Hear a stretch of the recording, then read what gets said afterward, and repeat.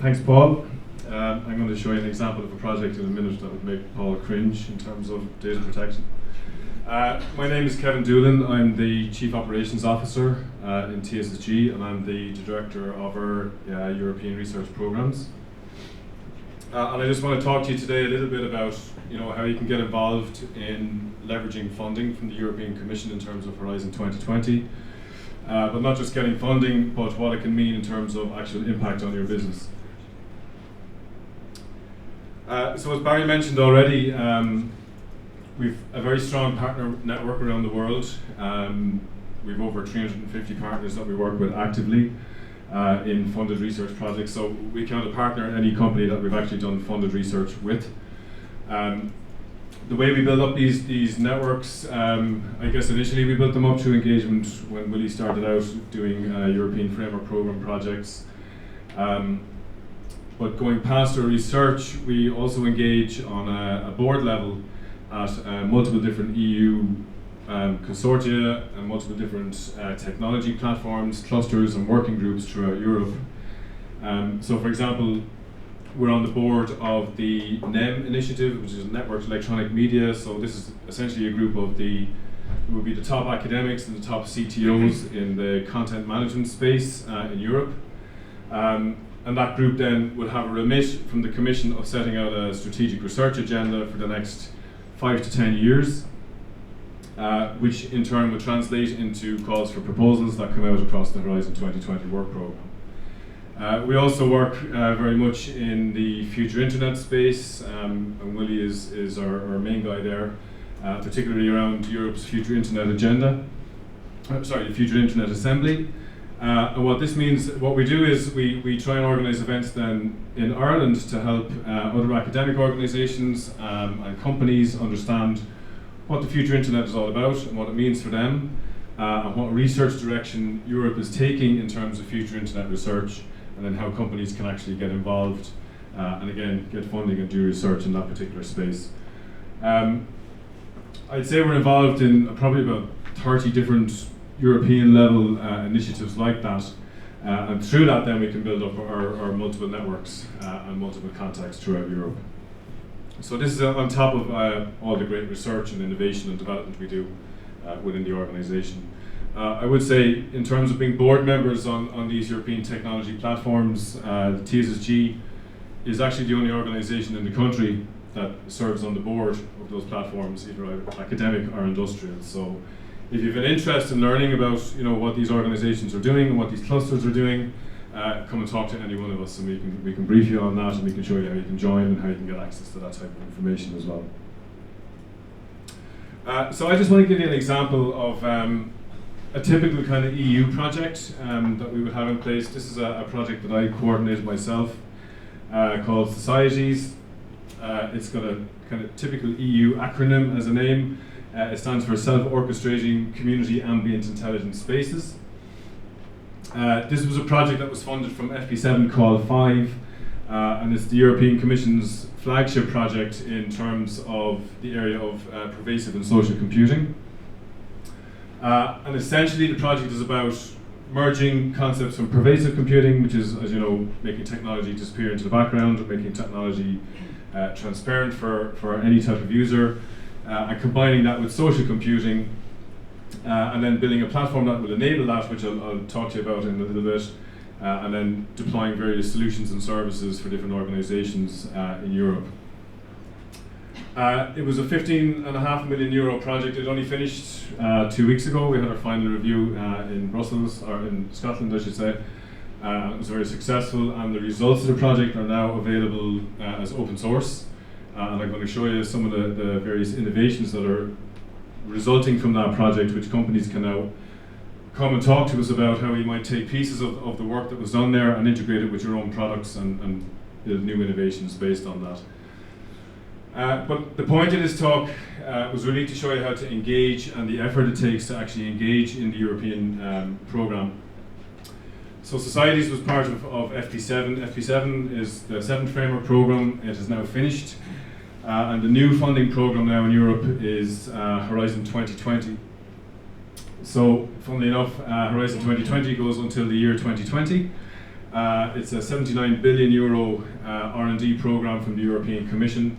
Covers everything from basic research up to applied research and up to research for the benefit of SMEs, which Brian will be talking to you about a little bit later on. It's very, very difficult to get involved. Very, very difficult. It's difficult to get involved in an EU project if you've never done it before.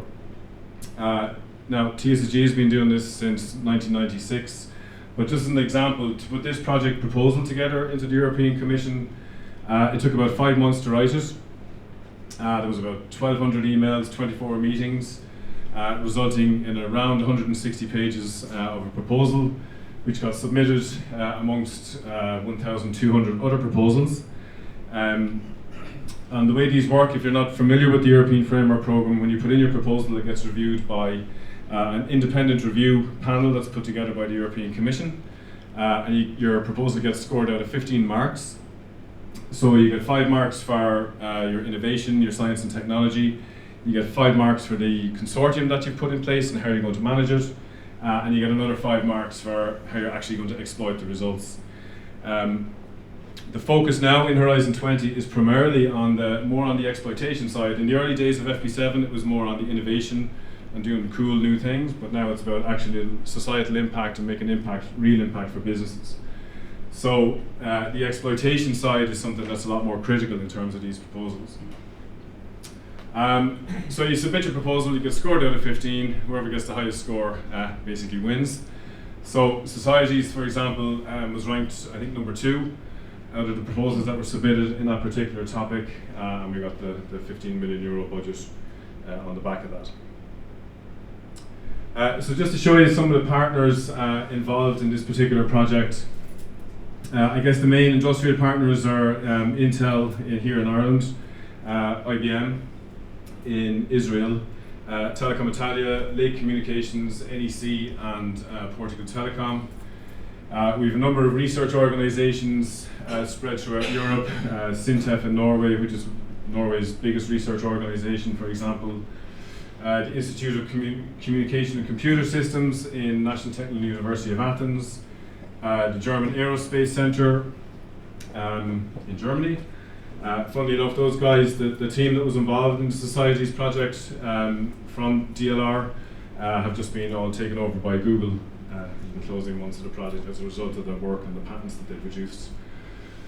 We have a number of other SMEs, Saluta.net, Amitech and Trialog were three of the, I guess, the smaller organisations, and then ourselves and Harriet Watt and Telecom Sud Paris were the key academic partners, and I was the coordinator. So it lasted about 42 months. The results are now, as I said, they're all available open source, and you can get those through our website here, ictsocieties.eu. I also have a couple of magazines that I brought with me. Hazel would be delighted to know. We produced a lot of magazines to try and explain this project to people, so I can give those out if anyone's interested in those. But what did we actually do? Within Societies, because it's such a broad project and it's bringing pervasive and social computing together, twice the European Commission told us, could we not just identify what are the low-hanging fruit in the project, what are the things that companies can actually take and leverage? And because they said low-hanging fruit, we drew a picture of a tree, which shows our key innovations in the project. So at the highest level, Societies is about being able to discover people, resources and things in the environment. It could be people, it could be devices or services. It's about connecting those people, resources and things together and then organising them into communities. So for example, we could deploy the platform here, it would recognise everybody in the room, and would form a community of those people dynamically, and then we could offer mobile services based on the fact that we all have something in common. To do that, we have a number of innovations within the project. It was actually 92 individual innovations that were developed across the consortium. We boiled them down to a subset. So I suppose the most interesting ones are in the area of personalization. So how do you personalize mobile services? How do you learn about individuals when they're using their mobile device and as they're walking around their environment? But then how do you discover different people and things that could be associated with those people, and then dynamically form social communities digitally connected based on that. So, and then provide new types of services on top of that again. So you could identify a group of people at a conference, for example. You could identify they've X, Y, and Z in common, and then provide mobile services particular to that group of people.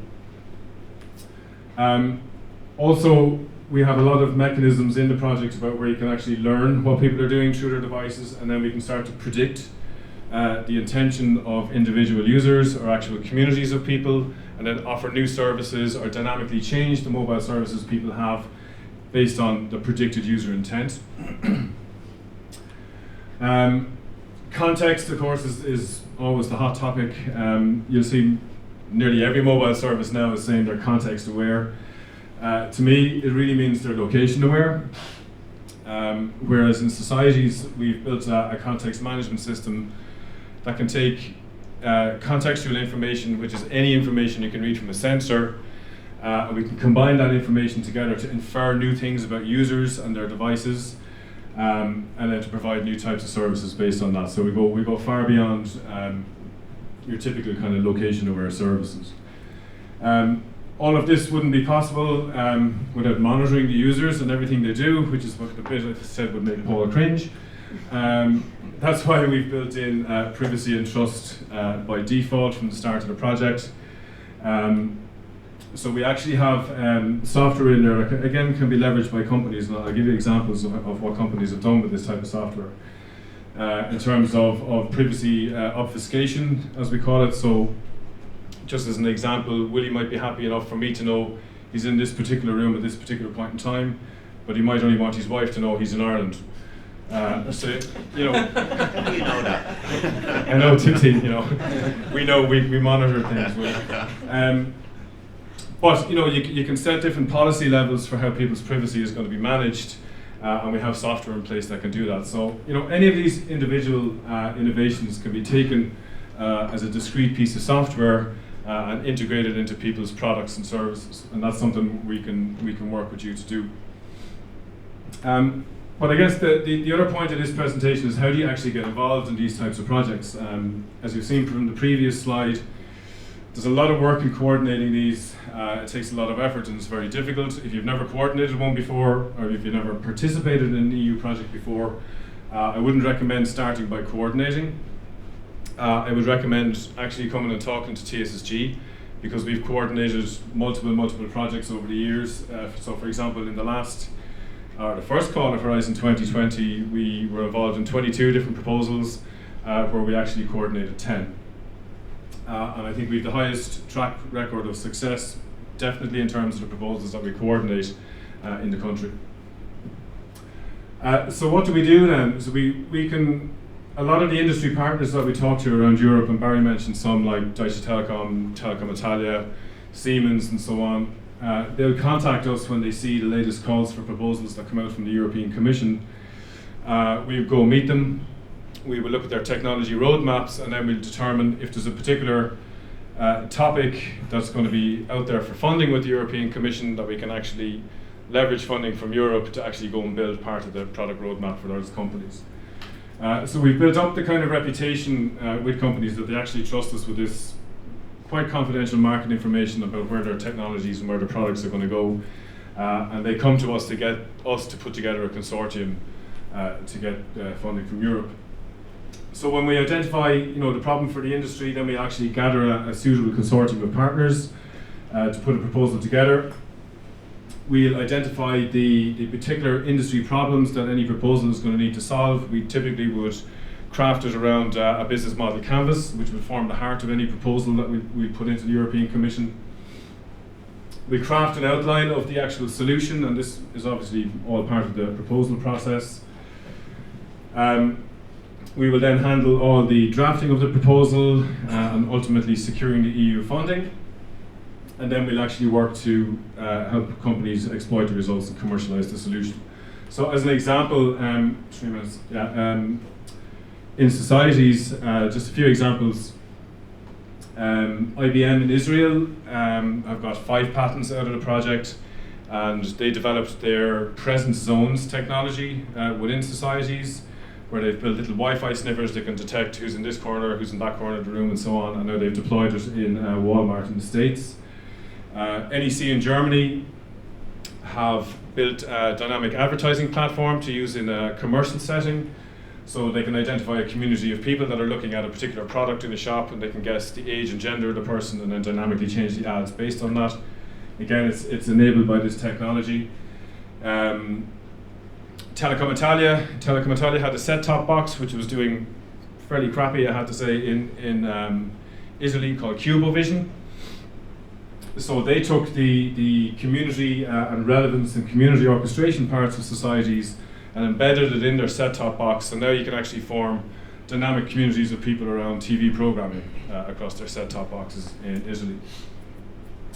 TSSG ourselves have actually leveraged some of the results, and we've got a follow-on project now called Fusami, where we're going to be creating virtual environments, for example, or virtual conference environments, where you can develop new types of services for people attending conferences. You can dynamically identify what people at the conference have in common. You can dynamically change your conference agendas and planners and so on and so forth.